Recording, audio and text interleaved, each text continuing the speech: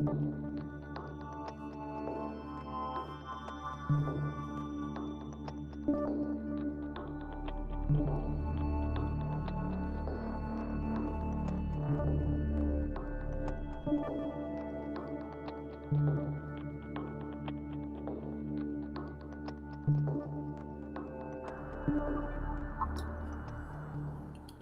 everyone, welcome back to Total Cover Sports. My name is Clint. Pack will not be here today as he is preparing for exams, so wish him well on that. But thanks for joining the channel. If you've never been here before, please feel free to subscribe. We got a lot of content, not just Texas. We got A&M shows with Avery. We got Savannah with NC State and ACC, and then also we even got some G5 talks, some Big Ten, pretty much anything you can find college-wise. We got it here. Today, we'll be going over the Red River game, great win for Texas, and then we'll also be previewing Texas, Kentucky, and possibly some other games too. So we'll start with the Texas Oklahoma game.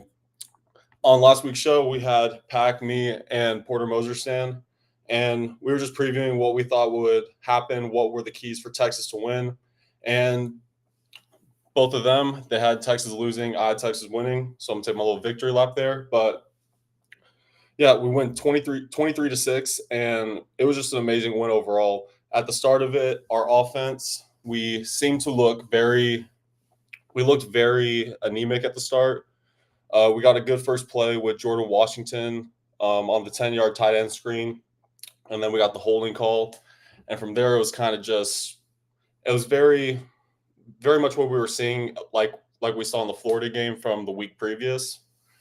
And then I'd say in the second half, we saw the spark in the offense really start to take off. That first drive, drove it down the field really good, and got a touchdown from there. And from there, we held the lead the rest of the way.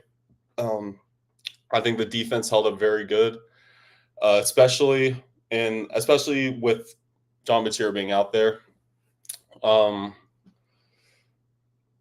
I thought his injury would play a little bit of a key into this. A lot of people from what I saw in regards to his injury, they weren't taking into account that he may not be 100% fully back. From what I saw, it didn't look like the injury affected him too much, but I did feel like he was seeing ghosts out there. I felt like he was pressured a lot. Our defensive line, our front seven in general, we've got a lot of pressure onto John Mateer, and we caused a lot of havoc in the backfield and stopped the run like I thought we would. So defense played great overall. Manny Muhammad got 2 picks. And then the third pick was Grayson Littleton off the tip pass in the 3rd and 12. So great performance by the defense overall. And then offensively, when in the second half, whenever we got that first touchdown, it just kept rolling. Trey Wisner looked really good. That was the biggest shock for me, was our run game. Our run game looked miles better than it did against Florida. Big reason I saw is we started playing a lot more outside zone with Trey Wisner, which from after looking at the film looked like it was really something that he does really good at. It's something that he really, I don't really know how to say it. It's something that he does a lot better than the inside zone stuff that we were doing before. Ended up with, I think it was 94 yards on the ground, which compared to last week's 15 yards on the ground from all the running backs combined is a much more improved. And then I want to talk about Arch Manning too. Now, Arch Manning's numbers weren't very flashy, going 21 to 27 for near an 80% completion percentage, threw for 166 in the air, while also having a touchdown. And this number right here is a big reason why we won. The 0 interceptions. I thought that if we were to win Saturday, that we were going to need to have a very clean game. We couldn't have any turnovers. We couldn't be giving Oklahoma good field position, because when you're a defensive slugfest like we saw for most of Saturday, the turnovers are going to be really what determines who wins the game or not, as you saw with Oklahoma having 3 turnovers. So I was very impressed there. I thought his pocket presence looked amazing.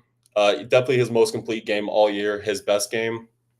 And I mean, he just continues to improve each week. And I thought was interesting with the timing of that New York Times article on the from the Athletics on Arch Manning being quote unquote synonymous with failure. I thought his performance out there couldn't have been any better.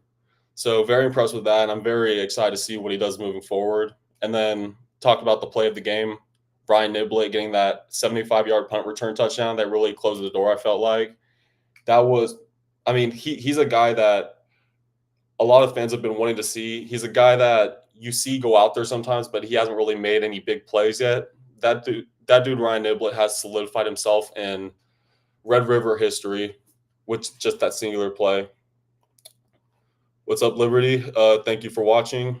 Um, saw your Aggies get the dub against Florida. Y'all guys are rolling. You guys are looking very good. Wondering what y'all can do against Arkansas. I think that'll be a really good game.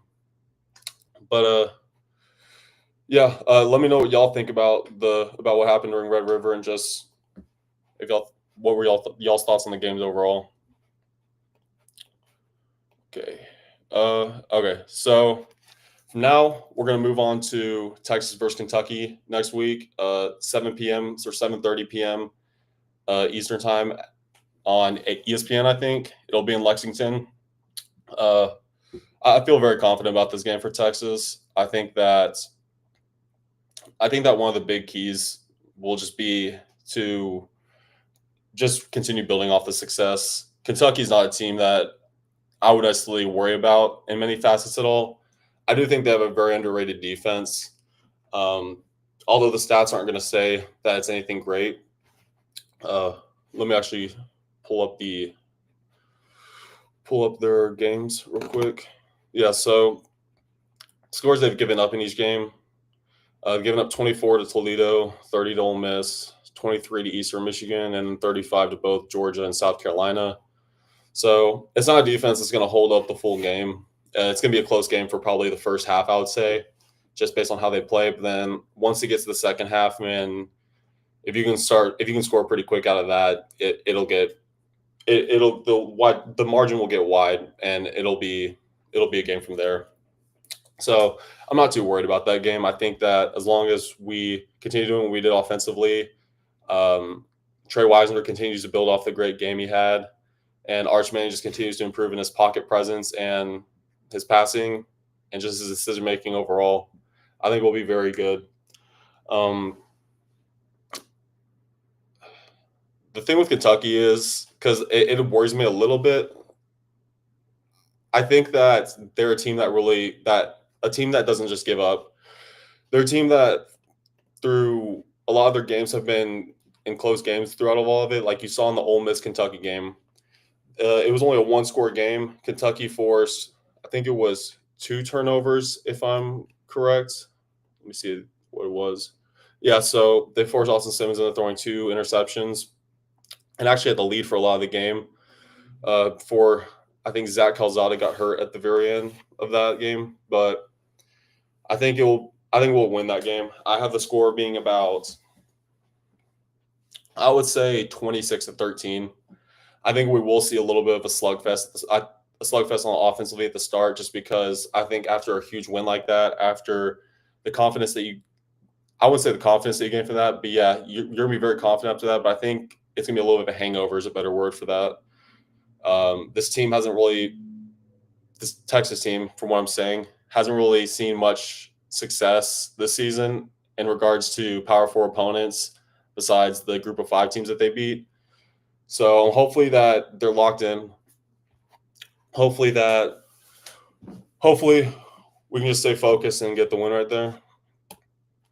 David asked a question. Any concern with Gibson leaving? Any idea if Baxter will be game ready? So Gibson leaving, apparently from what I've heard, it's been something that's been brewing up for a little bit. His fumbling problem has been the biggest issue that we've seen from Texas, that we've seen in his playing time, just in general. So I think that this was inevitable, to be honest. Gibson leaving, I wouldn't to worry too much about it, just because we saw even Saturday that we saw other backs get more carries. We saw James Simon get more carries. We saw Christian Clark get more playing time than Gibson. So I think that we'll be fine in that regard, because if they're playing more snaps than Gibson, there's obviously a reason in it. There's obviously something that's going on in practice that I don't know about that is causing Gibson to be falling so far on the depth chart running back wise. I think he'll be good wherever he goes. But I think no matter how good of a runner you are and what other skills you have, I think if you aren't able to hold onto the ball, then it doesn't matter how good of a runner you are. I saw a stat earlier that out of his 113 carries, he's had 4 fumbles, which that may not seem like a lot just percentage wise, but as a running back, that's a lot because that's your main job is to run the ball. And that's not his only issue. Is it other issues? Pass pro. He's horrible in pass protection, blocking. So it's just a myriad of issues from him. And I think I don't think it's going to hurt us too much. Obviously, I liked how he ran. I liked the other skills that he had that he brought us. But at the end of the day, if you can't hold on to the ball as a running back, there's not much room for you in this running back room. And then speaking of that, I do want to talk about another transfer though. Also saw that right after the Jarrett Gibson news came out, we saw that Will Stone also hit the transfer portal, he's our kickoff specialist. So we'll see where he goes to. Mason Shipley from there on will take over the kickoff duties. Will Stone was a pretty solid kicker. I don't know his numbers necessarily on touchbacks, but he was very, very, very solid throughout all of that. Mason Shipley, he doesn't have the biggest legs, so we'll probably will see a drop off in those touchback numbers, unfortunately. But hopefully he can grow. His leg can get bigger. He can drive more power behind it, and from there on, we can see improvements there. Let's see. Okay, so that was kind of a quick overview of Texas this past weekend and Kentucky for this coming week. Not having Pack on the show, it's going to be a little bit of a shorter show. So there are 4 other games that we're going to preview today that I think in general will be good games this week. I think they're big games to look at. Just because we're playing Kentucky, I just think that a huge entire preview is not going to be too necessary. But yeah, so first game we're going to talk about is LSU at Vanderbilt at 11 a.m. Central Time on ABC. I think this would be a really good game. I think Vandy right now, I'm going to check that line. Let's see. So Vanderbilt it's not loading. Anyways, I think Vanderbilt opens as about a 1 or 2.5 point favorite over LSU. I'm going to go a different way than Vegas thinks that game's going to go. I think LSU is going to win the game. I think that Vanderbilt's a solid team overall. I think they have a pretty good defense. We saw even in the Bama game and just all the other games that they played that they can move that line around. They can move the line of scrimmage very well on defense. So I think it'll be a very close game. I think LSU's offense will give them trouble. I wouldn't be shocked if Vanderbilt wins, but I feel like Diego Pavia, if you can limit his effectiveness on the ground and really force him to throw, I think that's going to cause a lot of problems for Vanderbilt offensively, which LSU definitely has the ability to do. They have one of the best defenses in the country from what we've seen. They have a very good ability to stop the ground game. So I think if we can see LSU do that, I feel very confident in LSU to win that game. For that game, I'm going to go about a 20 to 17 win for LSU. I just think that Vanderbilt's going to have too much trouble moving the ball offensively, and I just think that LSU overall is going to out-talent them, just straight up like that. I don't really see too much more to that game than that. But next game we're going to go is Ole Miss at Georgia, which might be the biggest game of the weekend, depending who you ask. But this is going to be a battle of undefeated Ole Miss going to Georgia. I think it's a 2:30 kickoff Central Time, if I'm not mistaken. And I think the big key for this game will be if Ole Miss can get a lot of early points, because what we've seen from Georgia this year, just in general, even in some of the games that they played against a group of five opponents, that Georgia has a very tough time to get any points early in the game, especially the first half. I think against Auburn, they got maybe, I don't remember if they even got any points in the first half at all. And then even against Alabama, we saw them struggle to really move that ball in the first half. Now, the second half, when they come out, that offense can get moving. They can finally get some points on the board. But if you can get a team like Ole Miss, who has been very good offensively all year, and you can get them to really get a decent lead at the start, like a 13-0 lead, maybe a 17-0 lead to start the game, I think you could see Georgia really have trouble climbing back into that, as Stetson Bennett, he's not Stetson Bennett, my bad. Gunnar Stockton. Gunnar Stockton's not really someone that is built to make explosive comebacks. He's not someone to lead an offense that's going to really make a lot of plays like that. And just this offense in general isn't built like that. So I think that will be one key to the game. The second key for Georgia is going to be how they can move the ball on the ground, because Ole Miss's problem all year. Now we saw them do it. We saw them stop it versus LSU, but other than the LSU game, they've had a lot of trouble stopping the ground game against any team that they've played this year. They have probably one of the weakest rush defenses, in my opinion, in the SEC. So I think that whoever, I think if Georgia can move the ball with whoever they put in, um, whether it is, sorry. I think Georgia, whoever they put in, whether it's Nate Frazier, Chauncey Bowens, or whoever they have rushing the ball, even if Gunnar Stockton can get the ball moving on the ground, I think that Georgia does have the possibility to win. And you can never count out that Georgia defense, as they are one of the best in the nation. They're one of the best in the SEC. So I think that I think it'll be a really close game. I'm not sure what the Vegas line for that game is, but I think that just the home factor overall. I know I said this for the Bama game, and Georgia ended up losing that one, but I do think that Georgia will be ready this game. I think that it'll be a very close game, but I have Georgia winning. And we've also seen Lane Kiffin in the past have real problems going on the road, as I think all three of their losses last year were on the road.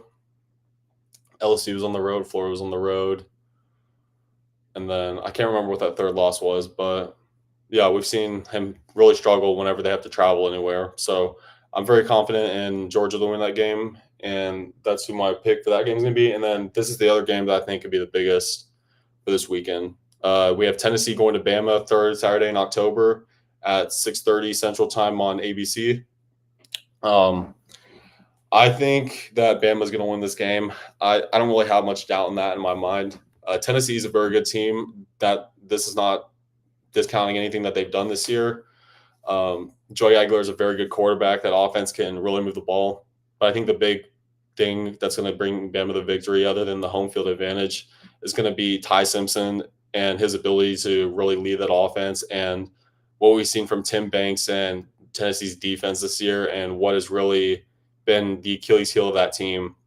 We saw Tennessee has given up a lot of points in almost every Power Five game that they've played this year. If we look at the numbers, Tennessee has given up in all their games versus big opponents, namely like Power Four opponents. They give up 26 to Syracuse, 41 or 44 in their loss to Georgia. We saw them give up 34 to Mississippi State and 31 to Arkansas.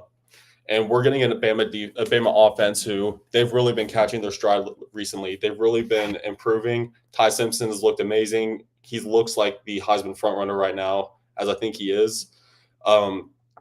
His ability to lead that team is it's been really fun to watch just overall. Jeremy Bernard's a very good receiver. The big problems I would say for Bama, though, that could lead to them losing this Saturday is them not having Jam Miller and Ryan Williams, who are two of their biggest playmakers. Jam Miller being their starting running back, and Ryan Williams coming into the season was seen as one of the top receivers. So I think them missing those two guys could limit that offense a little bit in that sense. But I still have confidence that Alabama will get the win. I think that Tennessee is going to be overmatched on defense. I think that their defense is going to be the reason they lose this game. But I think Tennessee could keep it a close game as they have very good offensive firepower.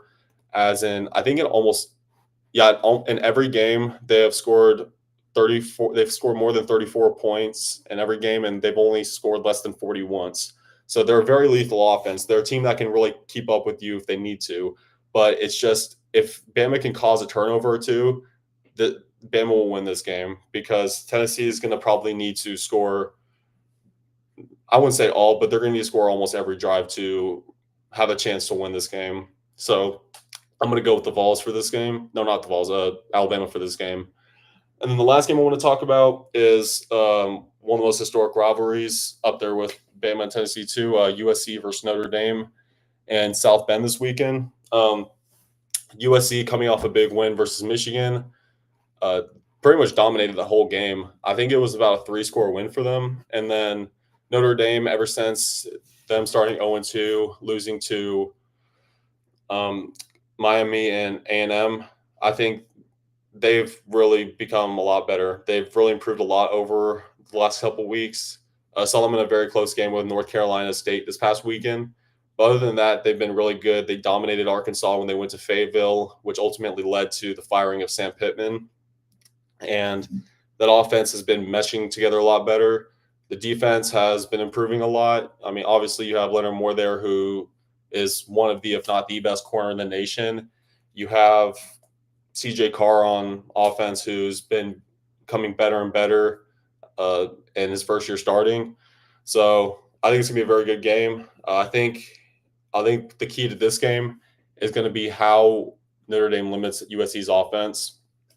USC is a very good offense. They have Jaden Maiava, who has been a very good quarterback for a lot of the year. He's been very solid for every game that I've watched of him. And then also they have, sorry, um, they also have really good running backs in Wayman Jordan and King Miller, who King Miller last week went for, I think, about 150 rushing yards versus a Michigan defense that's they're no easy defensive play. So I think that this game it'll be a very close game for a lot of it. But I do have Notre Dame winning. I think the home factor is going to play a little bit of it because having to travel through all the way from USC and just the home environment that Notre Dame brings, I think it's going to play a big factor in there. I think Notre Dame will keep moving forward offensively. I think that they're going to continue their stride that they've been on. I think that Leonard Moore is going to play a big factor in USC's ability to move the ball downfield, and I just have the Fighting Irish winning this game. Someone in the comments said UTSA or Texas State. I mean, they played already, so I'm going to go Texas State, but saw Texas State blew a 28-7 lead to Troy last weekend, and UTSA, I think, got 60-plus on Rice. So Texas State right there. But, yeah, anyone else have any more questions in the comments before we go? I know this was a very short show. Some things changed last minute where Pac wasn't going to be on and kind of affected the planning of this show.